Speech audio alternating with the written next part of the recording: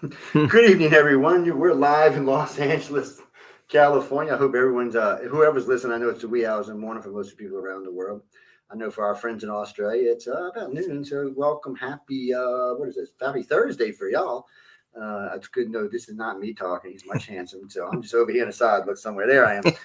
So y'all can see it now. We're at Writers of the Future. We're actually at the Lowe's Hotel. We've been watching a radio show over at Author Services, and that's where we've been. So we're just doing interviews. It's a nice, normal interview. So why don't you go ahead and tell them a little bit about yourself, tell them who you are and what you're doing here, and we'll go from there. Okay. Well, my name is David Hoffrichter. I'm a winner from for the Writers of the Future, Writers and Illustrators of the Future, and I'm an oil painter. Everybody here is super freaking talented, and I'm just lucky to be here. Have the stories been announced and released? Yeah, so Okay. so we're good on that. So Okay. we know because we've all seen them. We got the reveal Okay. for the story, so we're good on that. Okay. Matter of fact, the reveal that David's talking about, ladies and gentlemen, we have released on Facebook and YouTube and everybody, so you can actually go see them with the author meeting the illustrator, which is a very special moment. It's kind of a little strange sometimes, but there's a lot of tears and a lot of hugging. So, how was it? I mean, did your author find you right away? Yeah. It was kind of funny. I think I was the only artwork that had a big giant demon in it. So I think my author knew exactly which piece was mine. My story is called, my illustration is called The Rune Witch, and it's authored by Jefferson Snow.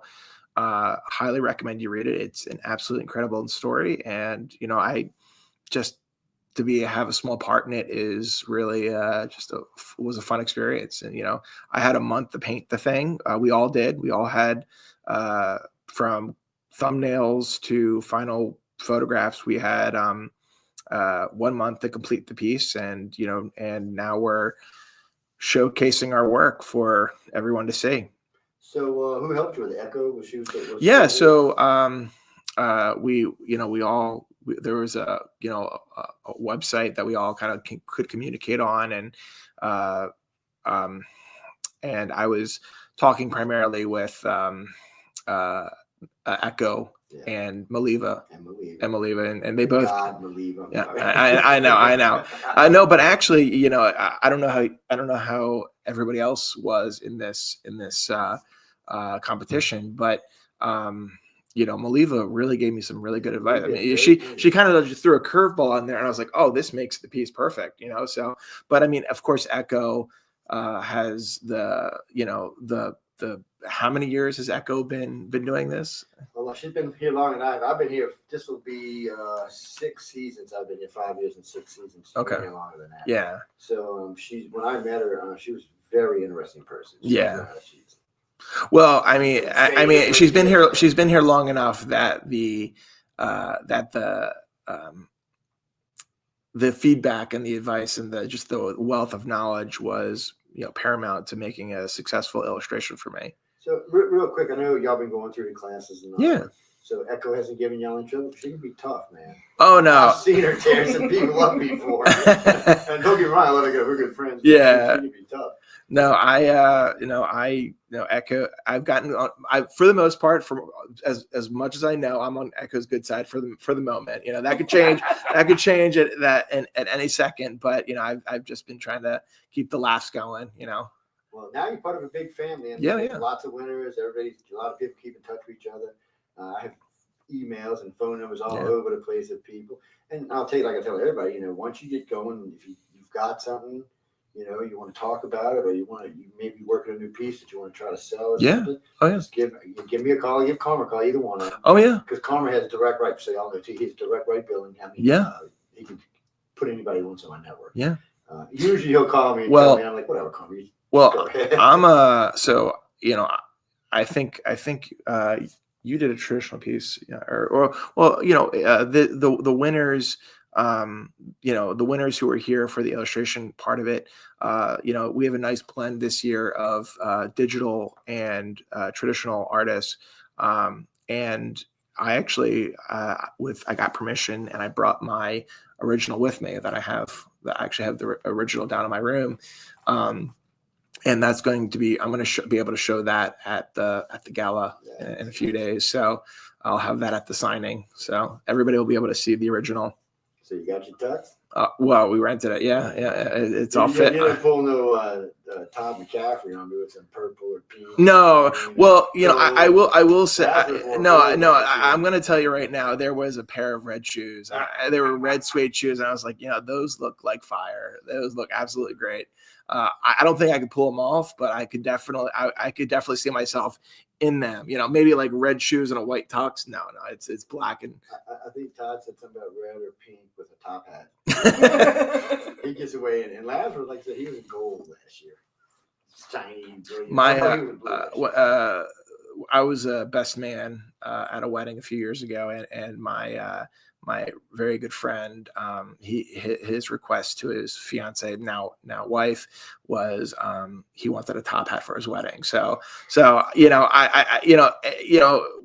I come from a long line of giant heads, so that's a good thing. Yeah, lots of brain, but he has a big head. My friend has a big head too, and I'll tell you what, he no, he fit it. It looks pretty suave. So I appreciate a good top hat. Yeah. So working on your acceptance speech? Yeah, I think I have it pretty nailed down. Remember? Yeah. Oh, yeah, that's right. It depends on where you are. Well, you're illustrators, so I think y'all are eligible either way. So the author is only the first place people qualified for the big money. Yeah. But I've had a couple people tell me, no, it's not work that way for the author. So I'd have to double check to be sure. Oh, really? I didn't know that. I don't know. We'll find out. But, well, usually they don't ever give me a first, second, third place for the illustrators. Yeah, I to my knowledge, I don't know. I don't know if there's a first, second, or third. We'll find out. No one told us we weren't in the running. Yeah, we'll put it that way. Well, no. So that's it's weird. Did they give y'all a first, second, or third when they said, "Did you win first?" I said, "Yeah." See. Yeah. I mean, on so, the. Yeah, so that don't matter. So they'll probably tell you if you first place, you'll get to qualify. I know. I'd write an extra speech just to say so. I think somebody, I forget who said this. I've watched a lot of previous videos, and one of the things I heard from some maybe it was John Goodwin, somebody much wiser than all of us, but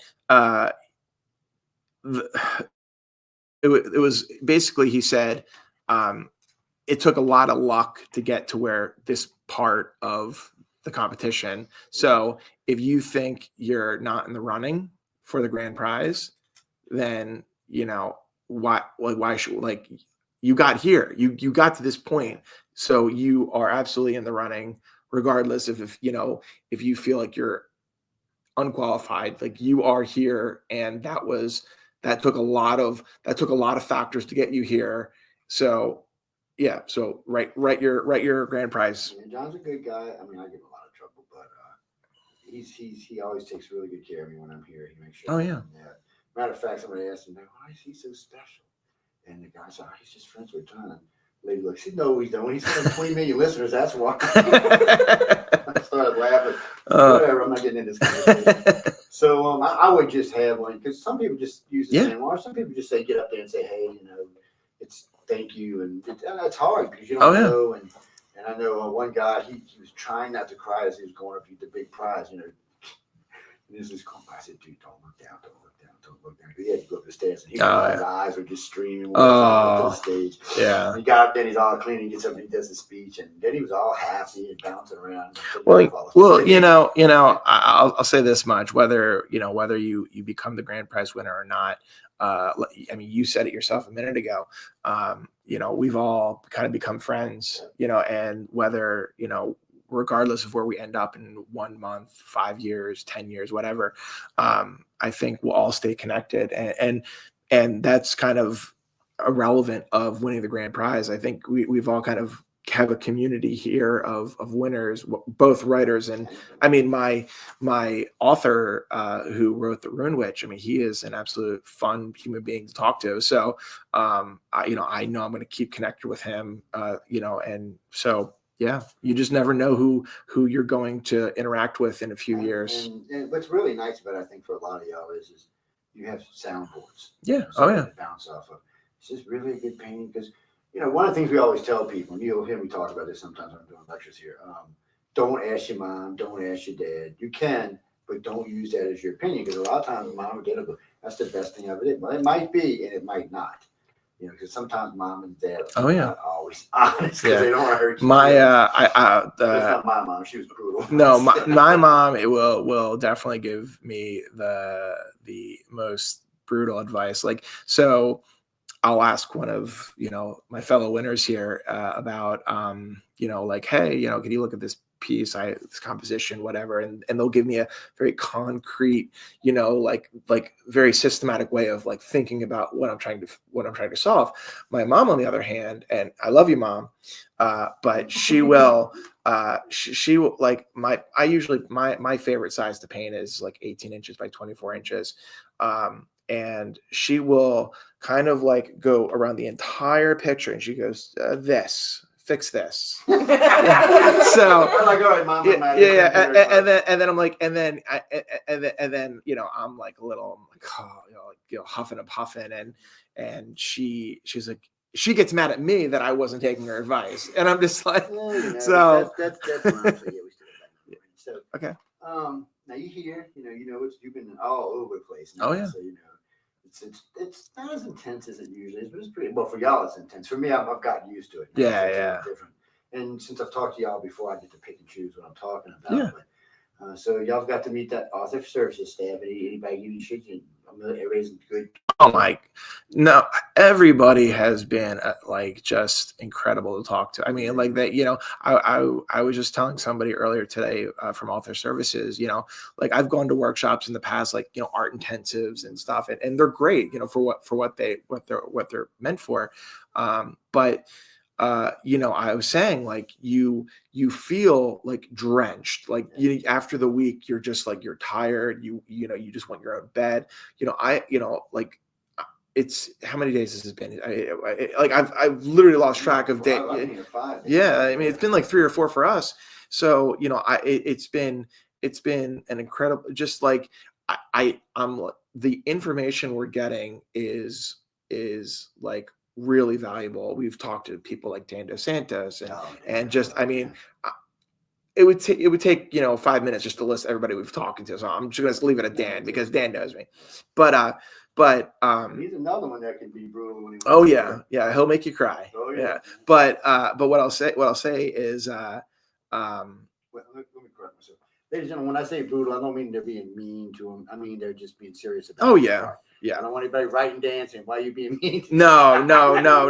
Dan is. Let me preface this. Dan Dos Santos is an absolute sweetheart, and if you really want to learn from somebody, I mean, again, that's the thing about this contest is that everybody, the judges, the fellow winners, the people they bring on to talk to us. It's intensive, but it's not like you don't feel overwhelmed by the moment, and there's so much information, but you're not, like I mentioned earlier, you're not like sweating by the end of it. I mean, I haven't had a vacation in probably 4 or 5 years, and I consider myself worthy of working vacation. Yeah, I mean, it's definitely a working vacation, but you know what? I've enjoyed the city. This is the first time I'm at the West Coast for me. I'm an East Coaster.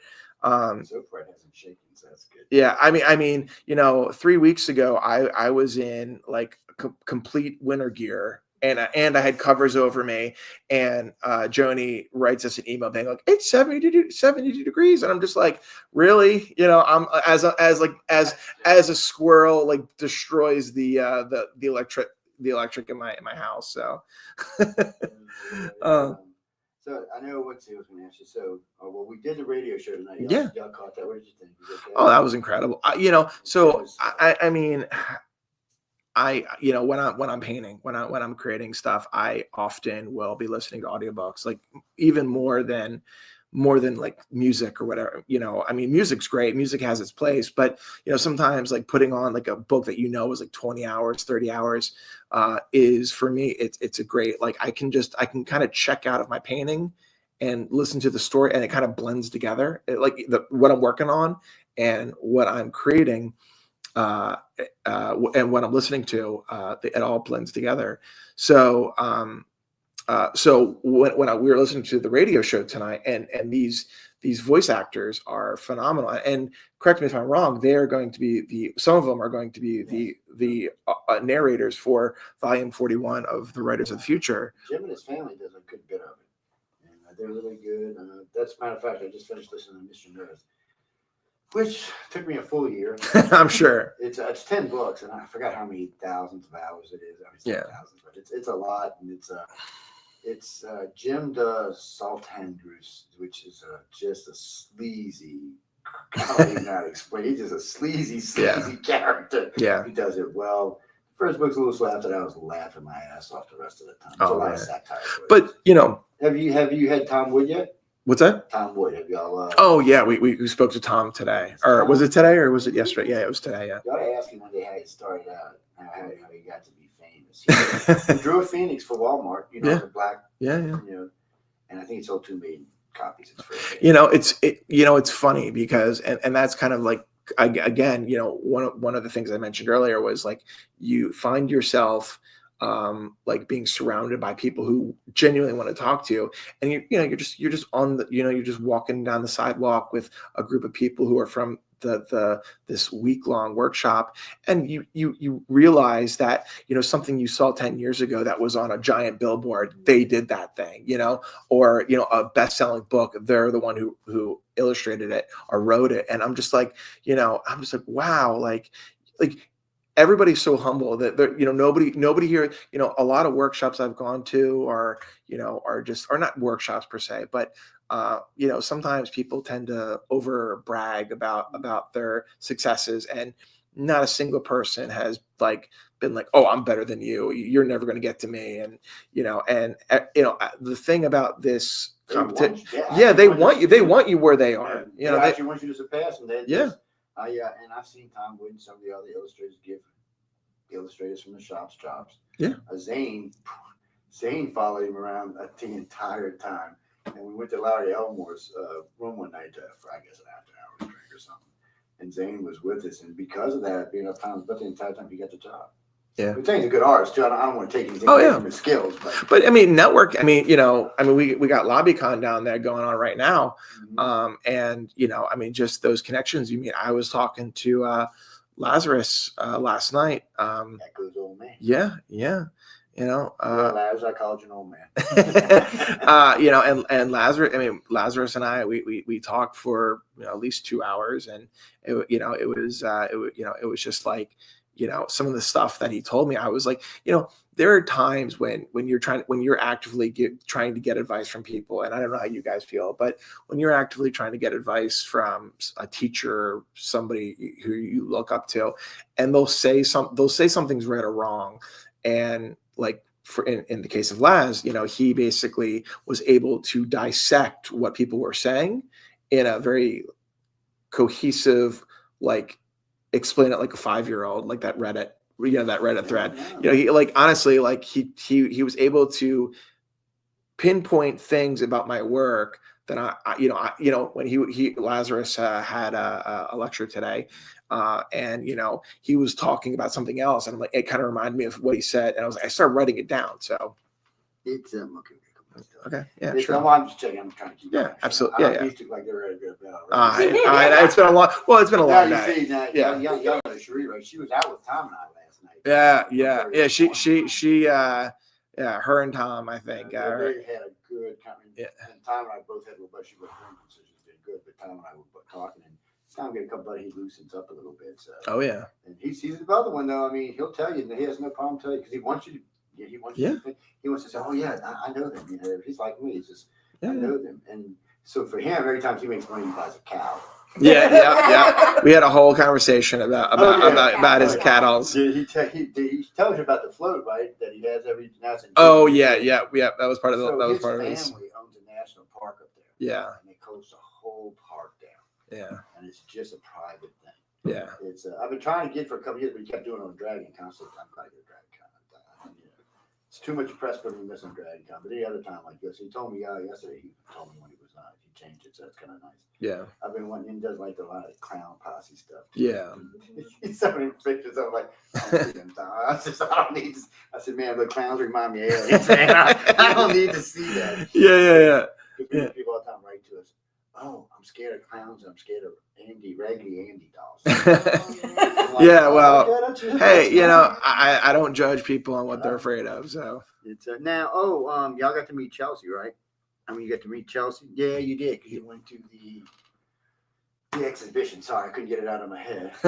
It's I've been there twice. I enjoy the exposition thing and just going to see who L. Ron Hubbard was. Yeah. And I told him as long as we didn't get, which that'd be okay. And I mean, the museum's great. It was great. It's a lot of fun. It's a little weird. It weirded me out the first time I went, but I wanted to go in so I could play with the machine. Which, so. Oh yeah.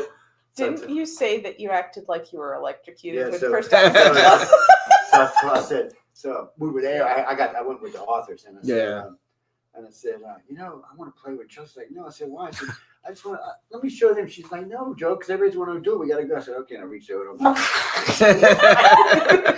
And like 5 people behind me just leaped back. I was like, oh, I'm sorry, guys. I didn't mean to scare y'all. It was kind of funny. By the way, everybody, his sunglasses went about 6 feet that way.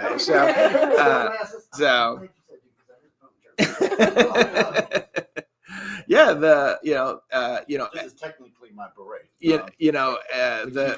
Everything they've taken us to, whether it's an artist or an artist studio or something about L. Ron Hubbard, it's been interesting. It's been experience, and like I said, and one of the things going back to the I call it a competition, but it's a competition, but it really is a gathering of artists and writers, but whether you win or lose, you're just like, so like for me personally, like I said, it's been 5 years since I've been on a proper vacation.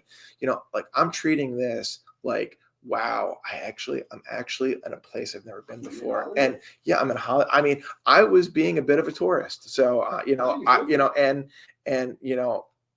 anybody out there who is, a writer or an artist who thinks maybe they want to try, if you win, they'll fly you out. They'll give you a room, not to mention all the information and knowledge that you get. And it's one of those things where, you are treated like royalty, and I mean, and it has nothing to do if you win the grand prize. Yeah, so no, it doesn't. Yeah. Now, I'll tell you this, when I first met Author Services, they were so nice it scared me.